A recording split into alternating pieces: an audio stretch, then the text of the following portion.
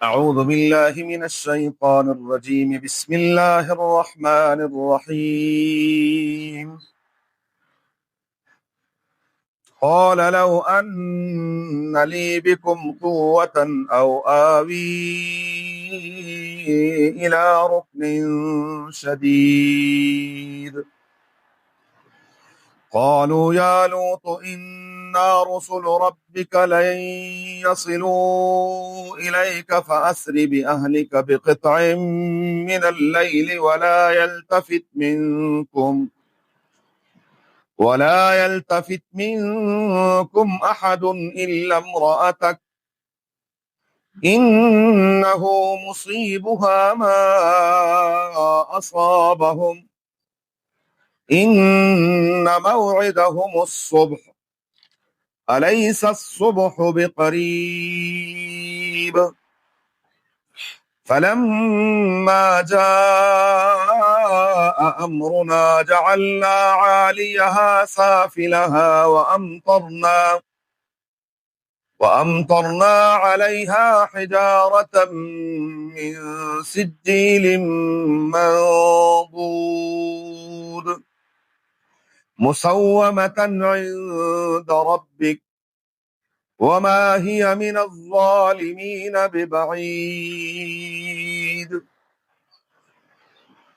قال سیدنا لوط علیہ السلام فرمانے لگے لو ان لی بکم قوہ، کاش مجھے ہوتی تمہارے مقابلے میں کوئی قوت، او آوی الی رکن شدید، یا میں پناہ لیتا کسی مضبوط کنارے کی طرف۔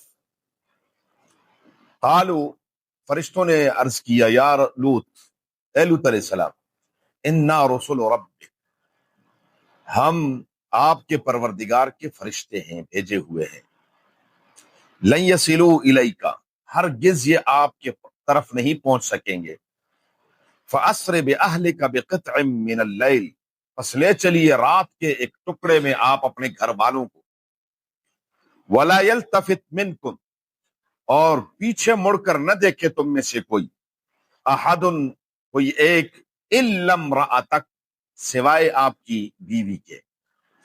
انہ مصیبہا، بے شک شان یہ ہے کہ اس کو پہنچنے والا ہے، ما اصابہم، وہ عذاب جو اس قوم کو پہنچنے والا ہے۔ ان موعدہم الصبح، ان کے وعدے کا وقت صبح ہے۔ الیس الصبح بقریب، کیا صبح قریب نہیں ہے؟ فلما جاء امرنا، جب ہمارا حکم آیا، جعلنا عالیہا سافلہا، کر دیا ہم نے اس کے اوپر کو نیچے، وَأَمْطَرْنَا عَلَيْهَا، اور ہم نے اس قوم پر برسا دیے، حجارتاً، پتھر، من سجیل، مٹی کے پکے ہوئے، مندود، تہ بتہ، مسومتاً، اور وہ نشان زدہ تھے، عند ربک، آپ کے پروردگار کے ہاں سے، وما ہی من الظالمین ببعید، اور یہ دور نہیں ہے ظالموں سے۔ اللہ تبارک و تعالی ہمیں محفوظ فرمائے۔ قال لو ان لی بکم قوہ، سورہ ہود کی آیت نمبر 80 سے 83 تک ہے۔ گزشتہ آیات میں تھا فرشتے آئے انسانی شکل میں لوط علیہ السلام کی خدمت میں، اور ایک بہت بڑی آزمائش بن کر آئے، بالکل نوجوان، 13-14 سال، خوبصورت بچوں کی شکل میں، اور قوم جو ہے اس نے، بدبختوں نے جشن منایا کہ ہمارا شکار آ گیا ہمارے ہاتھ۔ لوط علیہ السلام نے گھر کا دروازہ بند کر دیا، یہ دیواریں پھلانگنے لگے۔ لوط علیہ السلام نے ان کو کہا کہ بدبختوں، اپنی ضرورت پوری کرنی ہے تو جائز طریقے سے پوری کر لو۔ جو تمہارے گھروں میں تمہاری بیویاں ہیں وہ میری بچیاں ہیں روحانی، یا یہ ہے کہ میری بچیاں ہیں، چند سرداروں کو آفر کی، ان کا نکاح تم سے کر دیتا ہوں اور ان بدبختوں کو مجھ سے ہٹا دو۔ بہرحال کوئی بات بنی نہیں ہے، تو انہوں نے کہا ہمیں آپ کے بچوں سے کوئی لینا دینا نہیں ہے، آپ جانتے ہیں ہم کیا چاہتے ہیں۔ اس موقع پر لوط علیہ السلام عرض کرنے لگے، لو ان لی بکم قوہ، کاش میرے پاس کوئی قوت طاقت ہوتی۔ کیوں؟ لوط علیہ السلام اس قوم کے فرد نہیں تھے، نبی کریم صلی اللہ علیہ وسلم کی مکے میں مخالفت ہوئی، لیکن پورا ہاشم قبیلہ ساتھ کھڑا رہا، چاہے ایمان لائے تھے یا نہیں لائے تھے۔ جو ایمان نہیں بھی لائے تھے وہ بھی رسول اللہ مبارک کے ساتھ اس لیے کھڑے رہے کہ حضور صلی اللہ علیہ وسلم کے قبیلے اور قوم کے افراد تو۔ اور شعیب علیہ السلام کے بارے میں آتا ہے کہ آگے آ رہا ہے کہ اگر آپ کی قوم آپ کے ساتھ، لولا رہتک، اگر آپ کی قوم آپ کا ساتھ نہ ہوتی تو ہم آپ کو بتا دیتے، لیکن چونکہ قوم ہے تو اس لیے ہم۔ اور نبی کریم صلی اللہ علیہ وسلم کو ہجرت کی رات جو فیصلہ ہوا تھا اور شیطان نے ایک شیخ نجدی کی شکل میں جو رائے دی تھی وہ یہی تھی کہ نعوذ باللہ رسول اللہ مبارک کو شہید کر دیا جائے۔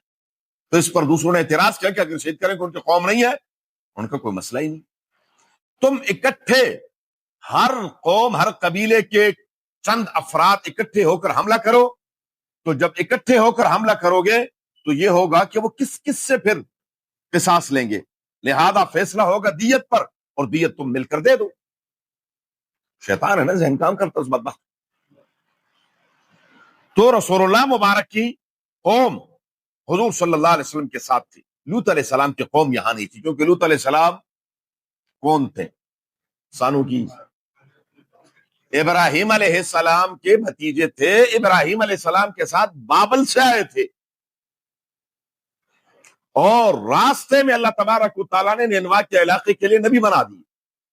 ابراہیم علیہ السلام پر وہاں بغداد میں صرف اور صرف 2 افراد ایمان لائے تھے، ایک اپنی بیوی جو چچزاد بھی تھی حضرت سارہ رضی اللہ تعالیٰ عنہ، اور ایک یہ بھتیجے تھے حضرت لوط علیہ السلام۔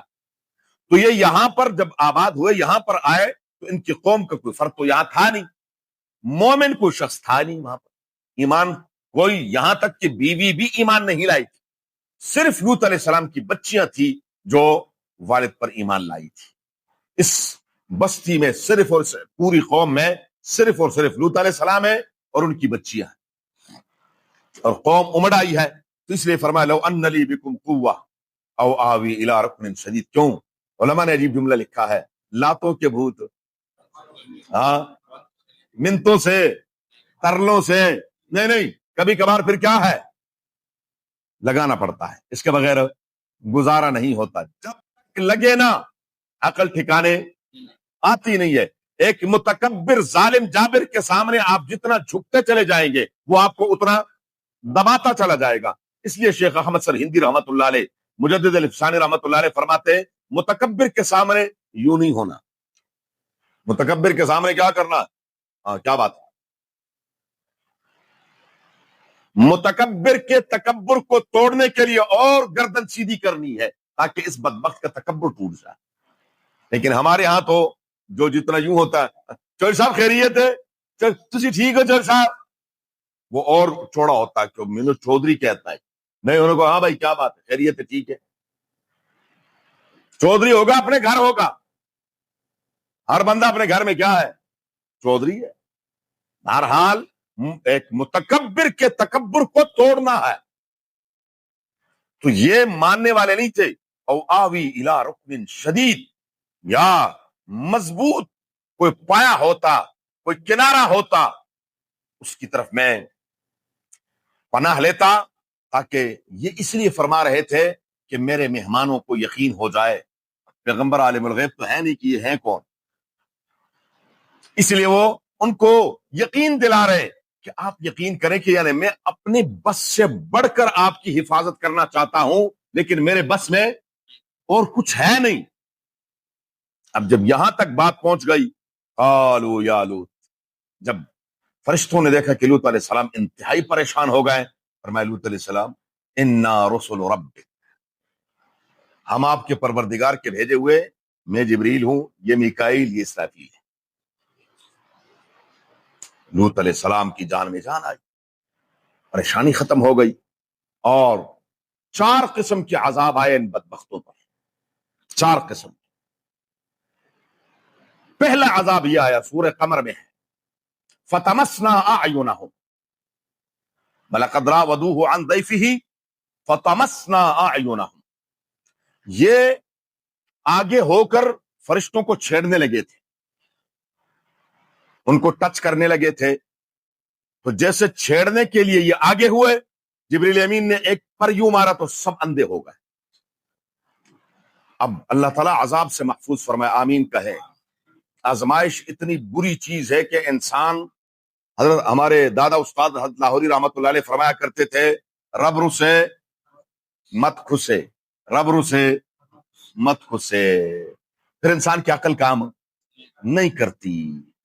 تو روایات میں آتا ہے کہ جب ان کی آنکھیں بینائی چلی گئی، اندھے ہو گئے، ٹٹول رہے تھے کہ کہاں ہے، بجائے اس کے کہ چیخ اٹھتے، رو پڑتے، اللہ کی طرف رجوع کر لیتے، نہیں، کیا ہے، اندھے ہیں لیکن کیا کر رہے، ٹٹول رہے کہ کہاں ہے وہ۔ دوسرا عذاب یہ آیا، یہاں پر ہے، آگے ذرا میں آیت پڑھ لو تو پھر جو 3 عذاب ہیں وہ یہاں پر ان کا تذکرہ ہے۔ قالوا یا لوط انا رسل ربک لن یصلوا الیک، ہرگز یہ آپ کی طرف پہنچ نہیں سکتے۔ اب آپ نے کیا کرنا ہے، فاسر باہلک بقطع من اللیل، رات کے ایک ٹکڑے ایک حصے میں راتوں رات نکل جائیں یہاں سے، اور ولا یلتفت منکم احد، تم میں سے کوئی ایک پیچھے مڑ کر نہیں دیکھے گا، کسی نے دیکھنا نہیں کہ پیچھے کیا ہونے والا ہے، بس سیدھا اپنا راستہ لو، چلتے رہو۔ حکم تھا کہ چلتے رہنا ہے۔ لوط علیہ السلام نے گھر والوں سے کہا کہ تیاری کرو، نکلو، اب ہم نے یہاں سے نکلنا ہے۔ اب جب نکلنا تھا تو بیوی ساتھ تھی، کیونکہ اب تک حضرت لوط علیہ السلام کو بھی پتہ نہیں تھا کہ میری بیوی ایمان نہیں لائی، یہ منافق بن کر رہتی رہی۔ اور میں نے کل آپ کو درس میں عرض کیا تھا کہ سن 3 ہجری تک کافر اور مومن کا نکاح جائز تھا، تو یہ لوط علیہ السلام کے گھر میں رہی۔ اب حکم یہ تھا کہ پیچھے مڑ کر نہیں دیکھنا۔ جب یہ کچھ باہر نکلے تو اس نے پیچھے دیکھا، جب پیچھے دیکھا تو یہاں سے ایک پتھر گیا، وہیں پر بھسم ہو کر خاک راکھ ہو گئی۔ اللہ تبارک، اور بعض روایت میں ہے وہیں پر اللہ نے اس کو پتھر بنا دیا، پتھر کی طرح کھمبا یوں بن گیا اور وہ کھڑی رہ گئی وہیں پر۔ جب دیکھا تو کوئی انسان نہیں تھا، وہاں ایک پتھر کھڑا تھا انسان نما شکل میں، اور کوئی کچھ بھی نہیں تھا۔ لوط علیہ السلام اپنے بچوں کو لے کر نکل گئے۔ جیسے اس بستی کے کناروں سے نکلے، یہ کوئی چھوٹا موٹا نہیں تھا، 10 میل کا فاصلہ تھا، 10 میل۔ یہ نہیں ہے کہ کچھ چھوٹا سا کوئی کنال کا 10 کنال کا پلاٹ تھا اور اس کو حضرت جبریل امین نے، نہیں، 10 میل کے فاصلے پر۔ جب 10 میل سے حضرت لوط علیہ السلام نکل گئے، یہاں حضرت پہلے دوسرا عذاب شروع ہوا۔ دوسرا عذاب یہ ہوا کہ جعلنا عالیہا سافلہا، جبریل امین نے اپنا ایک پر یوں نیچے سے یوں کیا اور اتنی گہرائی میں لے گئے کہ نیچے سے پانی نکل آیا، جس کو مہر میت کہتے ہیں۔ آج بھی ہزاروں سال بعد بھی اس پانی میں کہتے ہیں کہ حیات، زندگی کے آثار نہیں۔ 6 میل پر وہ پانی ہے، 10 میل کی یہ بستی ساری کی ساری یوں اٹھائی، بشمول ان تمام رہائشوں اور مکینوں کے، اور یوں لے گئے اوپر۔ اب جب اوپر لے کر گئے تو اوپر تیسرا عذاب شروع ہوا کہ ان پر پتھروں کی بارش شروع ہو گئی، اور ہر ایک کے لیے اپنا اپنا پتھر تھا جس پر نشان لگا ہوا تھا، یہ فلاں کے سر پر لگے گا، یہ فلاں کے سر پر لگے گا، یہ فلاں کے سر پر لگے گا۔ اور چوتھا عذاب یہ تھا کہ جبریل امین نے ایک چیخ ماری، ایک چنگاڑ، فاخذتهم الصیحۃ مشرقین، سورہ حجر میں آتا ہے، سورج نکلتے وقت جبریل امین نے ان پر ایک چیخ، ایسی چنگاڑ ماری کہ ان کے جگر پھٹ گئے۔ اور پھر جبریل امین نے یہاں سے اٹھایا اور یوں دوسری طرف الٹا کر کے یوں رکھ، سارے اس کے نیچے اندر اور ختم ہو گئے۔ الٹے کام کرتے تھے، رب العالمین نے وہ زمین الٹ دی۔ اللہ تعالی ہم سب کو محفوظ فرمائے۔ اسی کا ذکر ہے، فلما جاء امرنا، جب آیا ہمارا حکم، جعلنا عالیہا سافلہا، اوپر نیچے کر دیا، اوپر کو نیچے پلٹ دیا، وامطرنا علیہا، اور ہم نے برسائے ان پر حجارۃ من سجیل، مٹی کے پکے ہوئے پتھر، جیسے مٹی کے چھوٹے چھوٹے پتھر ہوتے ہیں، پھر ان کو آگ میں پکاتے ہیں اور پھر وہ پتھر کی طرح ہو جاتے ہیں، یہ سجیل ہے۔ منضود، اور یہ ایسا نہیں تھا کہ ایک آدھ پتھر تہ بتہ آ رہے تھے، تہ بتہ، پتھر پہ پتھر، پتھر پہ پتھر برس رہا تھا ان کے اوپر، اور مسومتاً، نشان زدہ تھے، ہر پتھر پر ہر بندے کا اپنا اپنا نشان تھا کہ اسی کے سر پر لگنا ہے۔ وما ہی من الظالمین ببعید، اور یہ ظالموں سے کوئی دور نہیں ہے۔ دو معنی، ایک تو یہ بستیاں ان مکے والوں سے کوئی دور نہیں ہے۔ سورہ سواد میں اللہ تعالیٰ فرماتے ہیں وَإِنَّكُمْ لَتَمُرُّونَ عَلَيْهِمْ مُصْبِحِينَ وَبِاللَّيْلِ فَلَا تَعْقِلُونَ، تم صبح شام ان بستیوں پر گزرتے ہو، دیکھتے ہو اپنی آنکھوں سے کہ اس بستی والوں کے ساتھ کیا ہوا، تمہیں اتنی بھی عقل نہیں ہے کہ ان سے عبرت حاصل کر لو۔ دوسرا معنی یہ ہے وما ہی من الظالمین ببعید، جیسے انہوں نے ظلم کیا تو ان کا انجام کیا ہوا۔ مکے والوں، یہ عذاب تم سے بھی کوئی دور نہیں ہے، انسان بن جاؤ، اگر تم بھی وہی حرکتیں کرو گے تو تم پر بھی وہ عذاب آ سکتا ہے۔ وما ہی من الظالمین ببعید وإلی مدین اخاہم شعیبا، آگے اللہ تعالیٰ نے حضرت شعیب علیہ السلام قوم مدین کا ذکر کیا ہے۔ انشاءاللہ زندگی رہی تو پھر اللہ تعالیٰ ہمیں عمل کی توفیق عطا فرمائے۔ اللہم صلی علی محمد وعلی آل محمد کما صلیت علی ابراہیم وعلی آل ابراہیم انک حمید مجید۔ اللہم بارک علی محمد وعلی آل محمد کما بارکت علی ابراہیم وعلی آل ابراہیم انک حمید مجید۔